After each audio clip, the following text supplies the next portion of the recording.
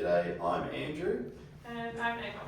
and we're going to be doing a presentation on anaphylaxis and sepsis and who gets a resus bed. So to start off with, we're going to talk about the pathophys behind inflammation, being the core factor of both. So both have a pathogen introduced. This pathogen is then detected by dendrites and mast cells.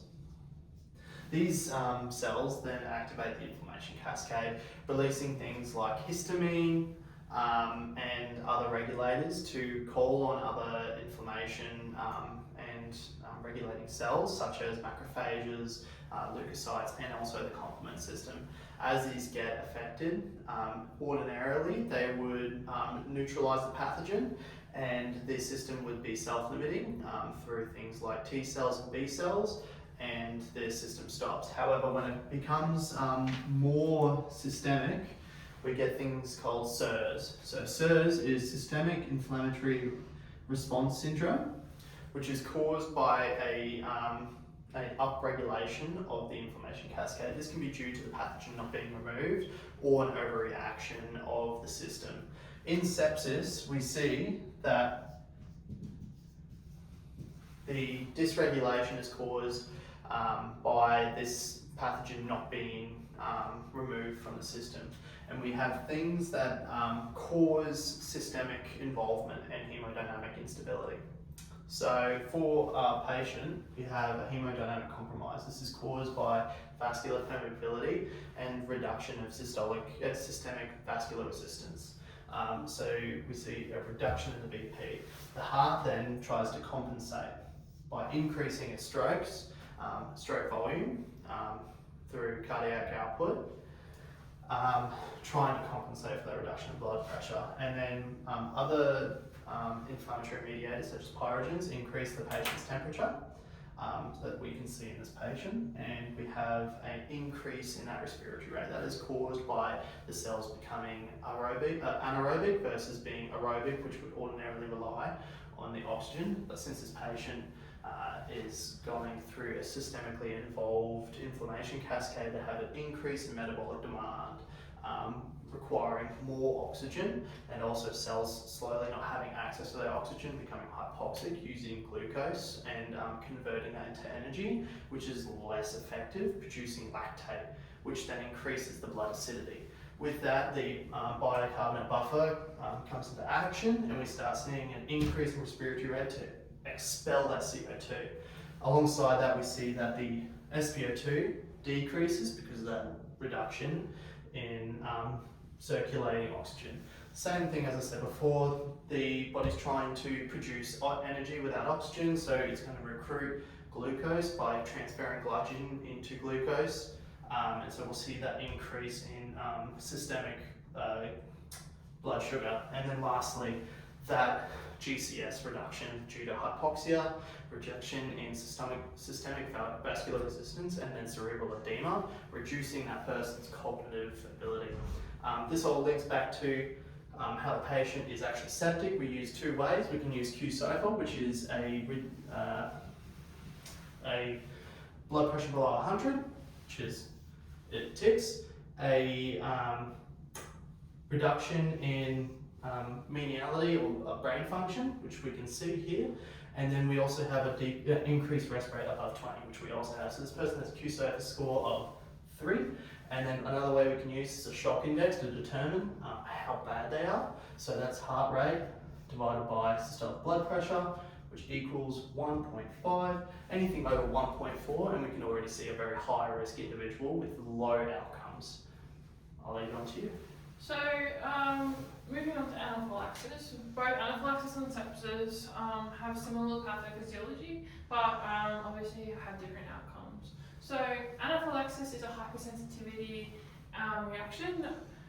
So it's also an inflammatory reaction, which is it's IgE mediated. So this means that when the first exposure occurs, The mast cells, which are involved in IgE mediation, they have receptors which the allergen attaches to activate that mast cell. Then, when a second exposure occurs, that mast cell is already aware of that allergen. So when the allergen attaches again to the receptor on the mast cell, it again activates and then degranulates. So that's when we have the release of histamine. So again, with sepsis, there's mast cell involvement, and then we have our histamine release. So as the mast cells degranulate, they release multiple different inflammatory mediators, histamine being one of them, but another being prostaglandins.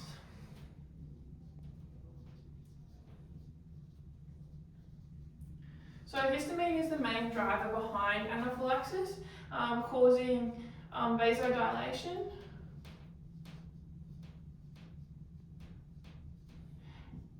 increased capillary permeability,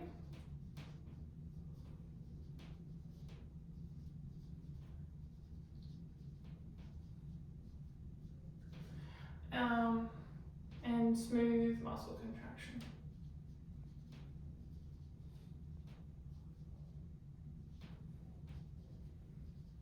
So,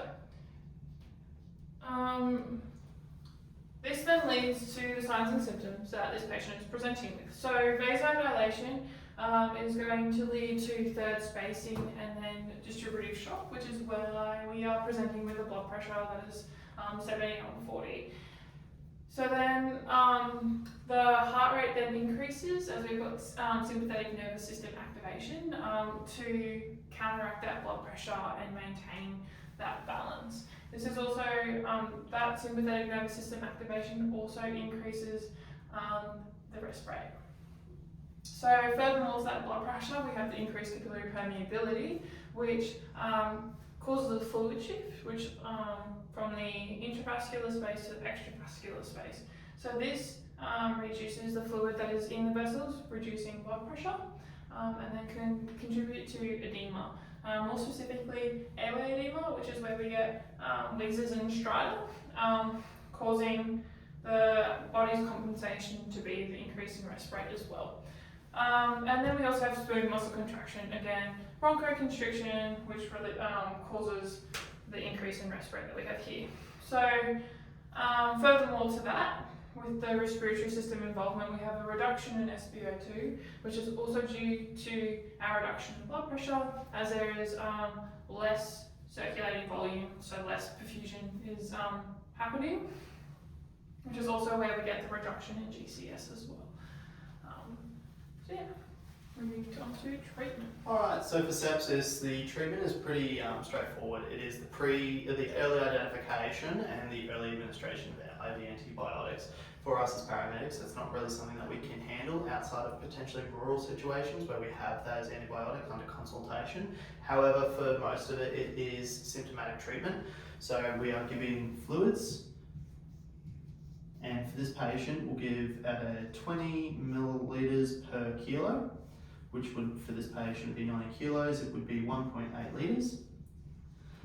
Or to the effect of a radial pulse or an increase in that GCS. And that would be to restore perfusion to organs, critical organs. And then oxygenation. For this patient, we would give, to start with, would be 15 litres on a non-rebreather mask. However, we can change that to potentially a 9 litre or 8 litre simple face mask. And that would be because they have COPD.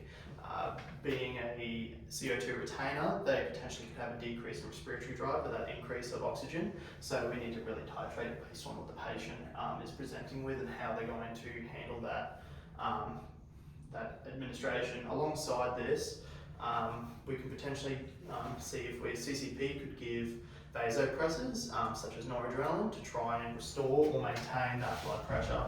With that in mind, we're not going to give that in the event that we are sacrificing time to hospital. This is just something that we have at hand and can give then and there. The most critical part is early IV antibiotics, and that has been shown through research to increase survivability and decrease hospital time. Awesome. I forgot to mention with my patho that prostaglandins also they cause vasodilation and smooth muscle contraction, leading to the same things that I spoke about before. So to treatment, for anaphylaxis, early recognition is super important, and then the early administration of adrenaline. So we want to give IM adrenaline at a dose of 500 micrograms in the vastus lateralis at every 5 to 15 minutes until symptoms resolve. So adrenaline works on the alpha and beta adrenergic receptors, which works to resolve some of the symptoms that anaphylactic patients present with. So obviously the alpha-1 works on the peripheries and causes vasoconstriction, helping with the blood pressure. Then beta-1 works on the heart rate, increasing inotropic and chronotropic effects. And then beta-2 works in the lungs, it causes bronchodilation, which is super important as the bronchoconstriction that is occurring with this patient. So that's our first line of management, super important. Then furthermore to that is that maintaining ABCs. So we want to give oxygen, so through a non-rebreather mask at 15 litres, so high flow oxygen. Then fluid administration is also important, so to gain IV access with a large bore cannula as large as possible for the patient. And then working towards 20 ml per kilo fluid bolus as well, so as the same in sepsis. So for this patient, she weighs 65 kilos, so that equates to being a 1.3 litre bolus of fluid for this patient. Some other different managements that can be considered is bronchodilators, so beta adrenergic. So your salbutamol is important, can be used in these patients, but does not replace IM adrenaline. And then in hospital, there is the use of antihistamines. So there's antihistamines that work on H1 and H2, but they are not really used in the pre-hospital setting and are a later consideration to help resolve any urticaria pituitis, any skin irritation that occurs.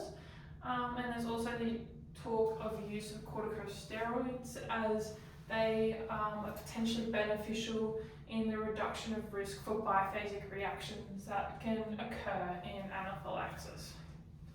Cool. So who gets the bed? With my patient, he is clearly decompensating with that increased, that high QSOVA score, shock index, and that hemodynamic instability with the involved organ dysfunction. However, I will caveat this, the patient can be managed out of a resus bed if necessary. However, that would be with the testing like ABG and giving antibiotics IV. However, they still need a resus bed. I do not believe they are higher priority for anaphylaxis, which I'll let you describe. So anaphylaxis potentially will need the resus bed if there's any airway concerns, specifically if they need intubation. So if the patient can no longer maintain their airway, then intubation is the next step for these patients. And then also if the blood pressure remains unresponsive to adrenaline and fluid therapy, to then consider an IV adrenaline infusion, which also needs to be done in a resus bay. So yeah, so both patients need the resus bed, but I think anaphylaxis is more critical. Anaphylaxis is definitely more critical, and sepsis can definitely be managed outside of that resus bay if needed be. Alright, thank you.